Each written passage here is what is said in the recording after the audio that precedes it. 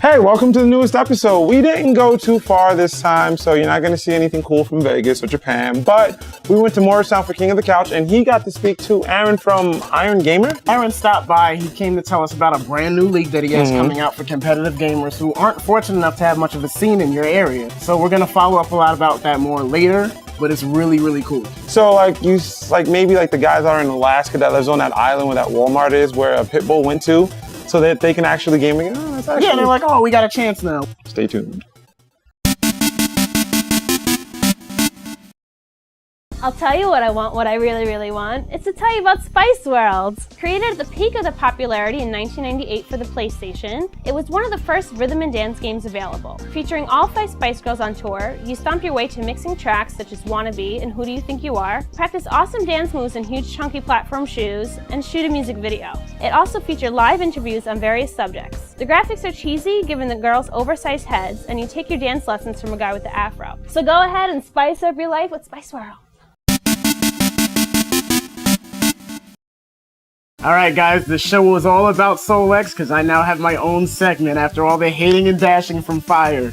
But I'm about to talk with Aaron about a new competitive gaming league coming up. Now Fire, as a little baby Fire, when you didn't have much to go to, maybe Chinatown Fair or whatever, don't you wish there was a guy like Aaron around to set the stage for you? Well, when I was a young Fire, I wasn't really into the competitive gaming scene. I was more so a casual player and exploring the mysteries at the fake sunken ship of my fish tank. For the guys that actually want to do something with their competitive career, I have something awesome for you coming up. It's all about me! Hey guys, what's up? It's Solux here, and I'm here to talk to you about something a little different this time. I'm going to talk to you about leagues. Now, usually when people talk about leagues, it's not really the literal term of it. They're usually creating some type of clan, a guild, or a team, or something like that.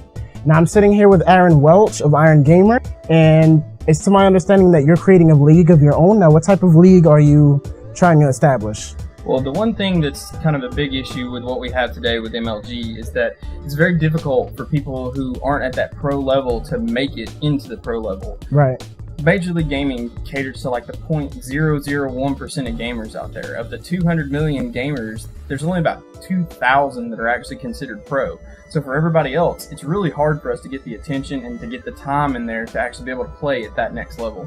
All right. I mean, it seems like you have a lot of experience in the gaming industry so far. Is this your first venture out and doing something like this? As far as gaming goes, this is the third gaming company that we've actually done. This is the first one we've actually done on the scale that we're talking about. We've run lots of tournaments. We've been to the different conventions all throughout the Southeast, and I've actually ventured all the way out to LA to go to a few events. What really drove us to do this was the fact that in the Southeast, we're kind of the redheaded stepchild of the gaming environment. There's not a lot of events. Lots of players, just not a lot of really good events. And don't have a home to compete in. Exactly. So what we wanted to do was reach back down and give people the ability to connect the communities together to let the communities set up these events. And that's what Iron Gamer really is about. Earlier you mentioned that you had a plan for 5 different game types or genres. Do you have any specific games for our viewers that may be looking into, okay, what is he going to create and what games am I going to compete in? Do you have any games off the top of your head that you know is definitely going to kick this off? So we, of course, want to stick with these games that are currently in MLG and then add a couple things that are a little bit more fun. With the games, though, we have to keep in mind that we break on age. So as opposed to MLG that just picks any game and then says that everybody competes in that game, we actually break on a player's age. Once you're below, let's say 17 years old, you played, we won't say the kids' games, but not the less violent games. Yeah, okay. And then once you're above 17, you actually start playing the mature and teen-rated games and those games that are currently showcased in MLG. This gives gamers the ability to test their skill level as they're younger, and then as they get older, they get to pick up the different styles of games. It also gets us the ability to appeal to parents who have children to let them know that this is a safe environment, that they're not going to see things that they don't really need to see, et cetera, et cetera. Let's jump 2 years in the future. Let's say everything is going according to plan. It seems like your focus is giving back to the community. Do you have any plans on, let's say, revenue and how you're going to turn that around to make bigger prizes for your events? So one of the things is we've decided that this is by the community for the community. The reason that we drive the communities to actually do these events in a consistent manner is so that this whole business is kind of self-perpetuating. If you want to see change, you can execute change. We just help you do that. The existing things that we have is all about the revenue. We realize that if we have enough players, we'll get the revenue. Right. It's that sense of community and camaraderie that we actually want to build, because that kind of environment actually is going to be around forever, especially because gaming has yet to find its general acceptance, but that's coming. And that's what we want to be on the leading edge of, is to be able to take gaming from being, you know, this subcultural thing to what it really is 200 million people worldwide really excited about things, whether they play on their cell phones, whether they play on consoles or PCs. There's a whole lot of us, and it's about time we get recognized. Yeah, the scene is definitely there, especially because of Korea and StarCraft. I mean, I think 2012 has been the biggest year for esports in general. Now, with that in mind, you want to reach out to different communities, bring them all together. Now, you're also going to be reaching out to other established leagues such as MLG, WCG, and other places like that. What is your plan for your relationship with these other leagues? So one of the things we want to say to MLG is that we're not here to compete with you. MLG is, we like to use the football model because it actually gives you the graduations in the way that we look at it. So we have the high school leagues, those kids that are up and coming, not really able to travel so much, but they can get to local events. Then we've got college brackets. This is a kind of special case for us because as we do this, we're going to build on college teams to where we take the best gamers of a particular genre, and that's a team for a school, and then we let them compete in bowl games throughout the year, and then we bring those in with everybody else, and it kind of has this really nice mix. And then we have our full-blown semi-pro league, which is open to everybody. And then what we would do with those top-level players is drop a challenge to Major League Gaming. That would prove to the investors and to the community at large that we're serious. All right, Aaron, well, it's been a pleasure. You've definitely got my membership on the way. Awesome.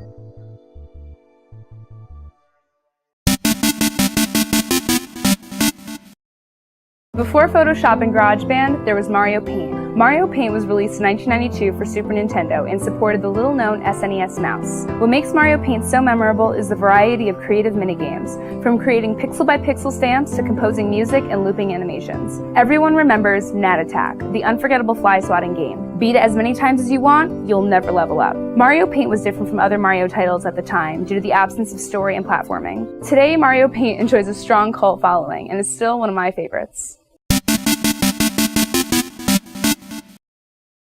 So we got to go out to King of the Couch. Well, I went, you didn't go. But you'd be pleased to see that it's grown into its own little entity with Io and Tom. Io was out there from NJIT? Yeah, he's one of the tournament organizers now. Rod brought him in because they feel that they want to improve their fighting game presence. The Pokemon crowd was pretty fierce. They were talking about their IVs and their IEs and their Firefoxes and all sorts of stuff that old people like me don't know about. Oh my God, they are getting pretty big though, huh? Yeah, they are. The shooting crowd was the shooting crowd. I don't know much about shooters, but you guys may, so check it out. Io, you got your shameless plug-in. I have one serious question to ask you. What do you think about fire?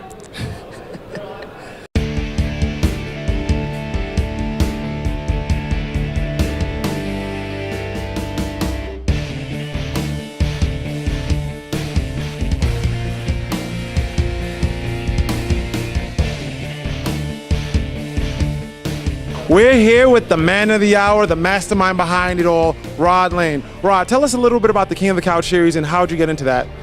Well, King of the Couch is a tournament company that I have. I've been going around for about 10 years. I started out as a gamer, believe it or not. A lot of guys see me, hey, you know, this and that, but I was a gamer and I was very hardcore in the John Madden field. I played some of the shooters. As I got older and a little bit slower on the reflexes, I decided, look, I can't compete anymore, but I know how to organize. I know how to get people together.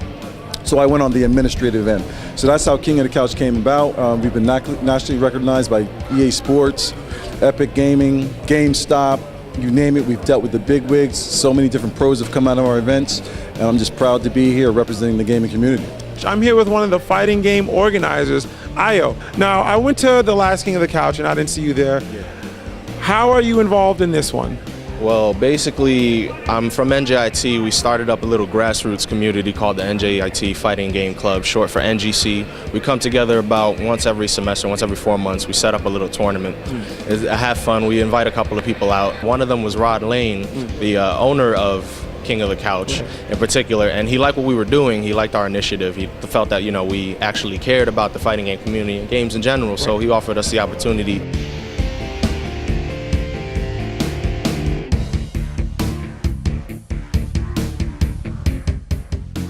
What do you think was the biggest obstacle for organizing something like this? Because a lot of tournament organizers, they go through the knocks, the hard times, trying to find a venue, trying to get, you know, recognized by the community. And I come here and I see hundreds of people that have just embraced you. How did you get to that point? Or like, what is your advice for those organizers? Hard work, hard work. I started out with 4 TVs in the American Legion in Dover, New Jersey. I started out with John Madden football only. I advanced it to different games. Today, like the fighting game community, we wanted to reestablish that with our company. They came out incredibly strong. Our shooters were incredibly strong today. Pokemon was strong. It's just about getting the right people in the communities. I can't do everything, and a smart man knows their limitations. I don't know all these games, I don't know all the people, but my people know those people. And they may not be the big names in the community, but they are hardworking guys, intelligent guys, and that's what I do. Hard work. It all starts with hard work and surrounding yourself by positive people. Positive people.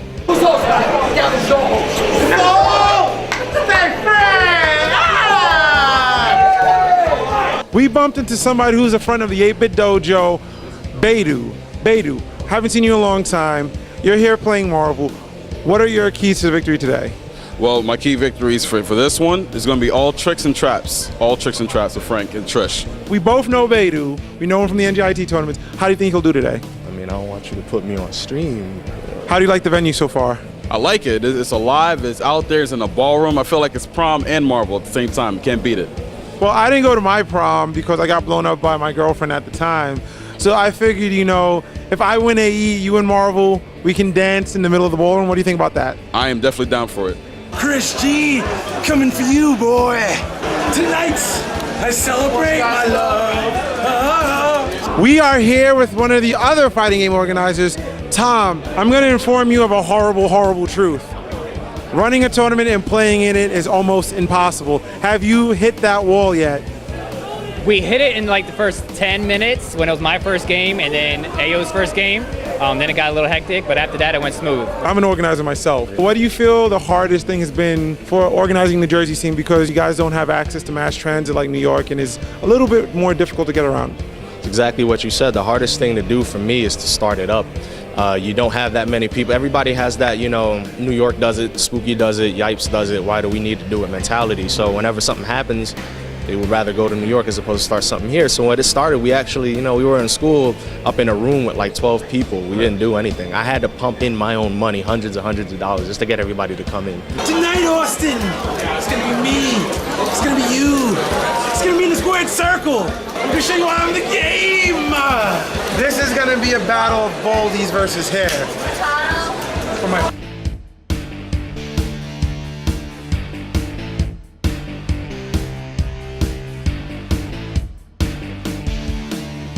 Let us bowl people down, Fire.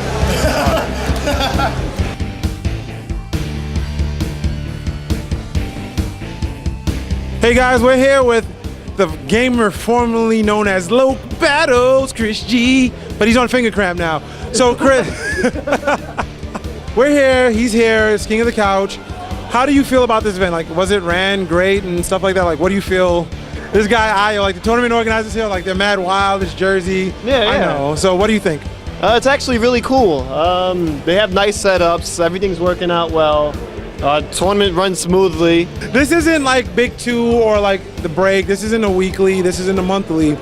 Do you feel that things like this are good for the fighting game community? Well, a lot of the times, like people suggest that you travel to play. If you want to get better, you need to go somewhere and play different people. Let's talk about blow up. You blew me up. I've been working hard for this moment, the Chris versus Chris matchup, and it just went out with the fizzle. Like, did I get any better from those 8-bit days where I was just all over the place? Yeah, you did get better. Your mistake is you let me jab you. But like I told you on Twitter when you kept calling me out, I was gonna blow you up. And I even gave you an extra run back. I gave you one extra game. Still lost. I got nothing. You got to make people feel comfortable, make people feel welcome. We're not intimidating anybody. The parents can come in and talk and hang out with us. My wife runs the registration booth. This is a family atmosphere and a family environment, and we can cater to anybody and everybody. Moral of the story, if you have an idea, go for it. All right, guys, thank you for your time, and we are going back to the tournament. Thank you, man.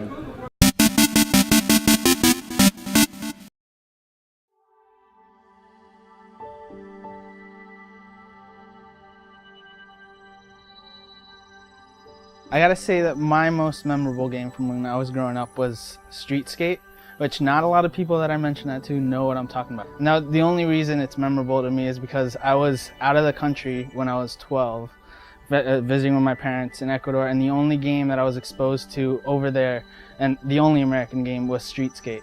And that thing took me through the months of me being there, skating outside, getting injured, wanted to do everything that was in that game, even though now when I look back at it, it's precursor Tony Hawk. PS1 was like my first actual like at-home owned system.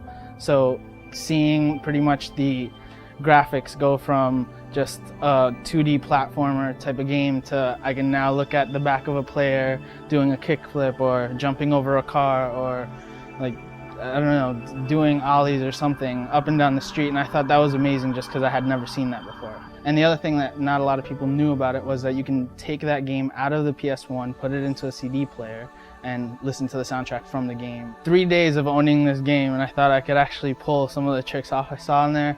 I went like to the back of my aunt's house over there. There are no paved roads, so almost everything is like rocks and gravel. I tried to jump over a 4-step staircase like in some park, landed on a rock, bit the wheel, headed straight forward, and just completely skinned my knees, and it was horrible.